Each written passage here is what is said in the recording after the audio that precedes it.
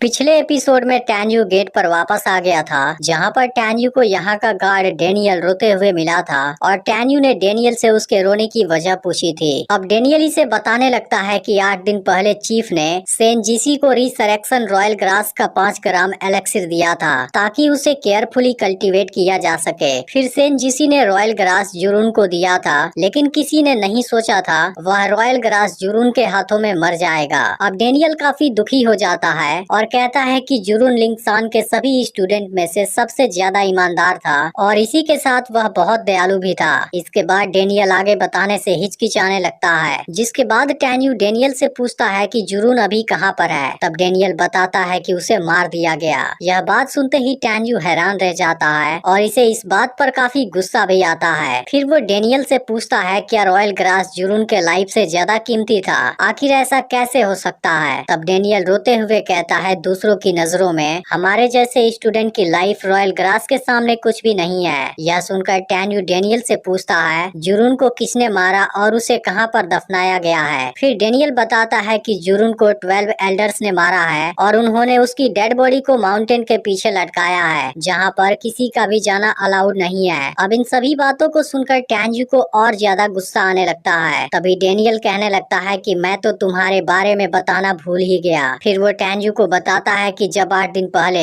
तुम यहाँ से चले गए थे, उसके केवल 4 घंटों बाद जीक्वान की भी माउंटेन में मौत हो गई थी और उसने मरने से पहले खून से लिखा था कि टैन्यू ने ही मुझे मारा है। फिर डेनियल टैन्यू से कहता है क्या सच में तुमने ही उसको मारा, लेकिन अब लुवु भी तुमको जिंदा नहीं छोड़ेगा, इसलिए अच्छा होगा कि तुम यहीं पर छुप जाओ और डेनमार्क में मत जाओ। तब टैन्यू डेनियल से कहता है कि मैंने जीक्वान को नहीं मारा, यह कोई और है जो सभी को मूर्ख बनाना चाहता है। इसके बाद डेनियल टैन्यू को बताता है कि सेनजीसी तुमसे मिलना चाहते हैं और मरने से पहले तुमको देखना चाहते हैं और हो सकता है वो तुम्हें कुछ बताना चाहते हो। तब टैन्यू डेनियल से कहता है कि तुम दुखी मत हो, मैं सेनजीसी को कुछ नहीं होने दूंगा, मरना तो दूर की बात है। तभी फान के साथ वाली लड़की रोते हुए यहाँ पर हेल्प मांगने आती है और डेनियल से कहने लगती है तुम जल्दी से टैन्यू को खोजो। यह देखते ही टैन्यू कहता है कि मैं ही टैन्यू हूँ, आखिर हुआ क्या है। तब लड़की सबसे पहले टैन्यू की आइडेंटिटी वेरीफाई करने के लिए उसका टोकन देखती है। फिर कहती है कि तुम जल्दी करो, मैं मेंगई की फ्रेंड हूँ और कुछ घंटों पहले ही सेकेंड एल्डर के स्टूडेंट ने हमें घेर लिया था, जहाँ से मैं बहुत मुश्किल से भागी हूँ और तुमसे हेल्प मांगने आई हूँ, लेकिन वो लोग मेंगई को लेकर चले गए हैं। यह सुनते ही टैन्यू कहने लगता है वो लोग मेंगई को कहाँ पर ले गए, मुझे तुम तुरंत वहाँ पर ले चलो। तब लड़की कहती है कि वो लोग माउंटेन से 500 माइल की दूरी पर होंगे,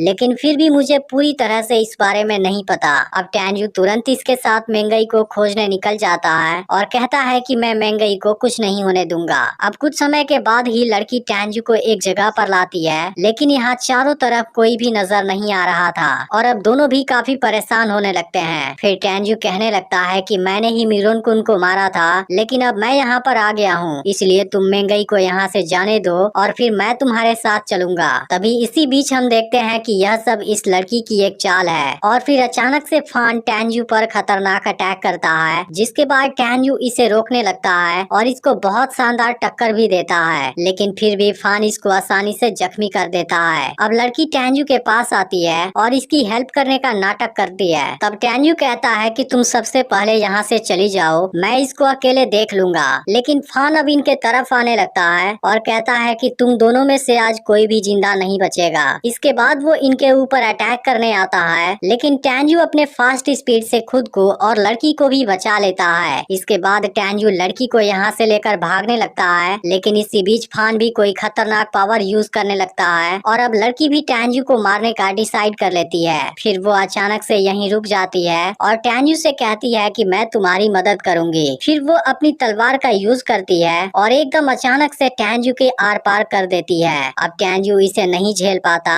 और वहीं पर नीचे गिर जाता है। इसके बाद फान टैन्यू को हवा में उछाल देता है और अब लड़की फान के साथ मिलकर टैन्यू पर अटैक कर देती है, जिसमें टैन्यू बुरी तरह जख्मी हो जाता है। फिर टैन्यू इन पर स्प्रीट बोट से अटैक करने की कोशिश करता है, लेकिन बोट जाकर माउंटेन से टकरा जाती है, जहां अब टैन्यू भी लटका होता है। इसके बाद लड़की फान से कहती है कि टैन्यू मेरे तलवार से बुरी तरह जख्मी हो गया है और अब उसके पॉइजन से उसका जिंदा बच पाना नामुमकिन है। इसके बाद लड़की और फान यहाँ से चले जाते हैं, जिसके बाद टैन्यू भी अपने स्पीड बोट पर गेट के पास आ जाता है। अब डेनियल इसको ऐसी हालत में देखते ही काफी परेशान हो जाता है और पूछने लगता है यह सब कैसे हो गया। फिर टेन्यू कहता है कि डेनियल तुम्हें जल्दी करना होगा, मुझे धोखे से यम गार्डन के पीछे भेजा गया था, इसलिए मैं अब इन्वेस्टिगेट करना चाहता हूँ। लेकिन टेन्यू अगले ही पल बेहोश हो जाता है और यह देखते ही डेनियल अपने बाकी साथियों को यहाँ पर बुलाने लगता है, जिसके बाद एपिसोड यहीं पर एंड हो जाता है।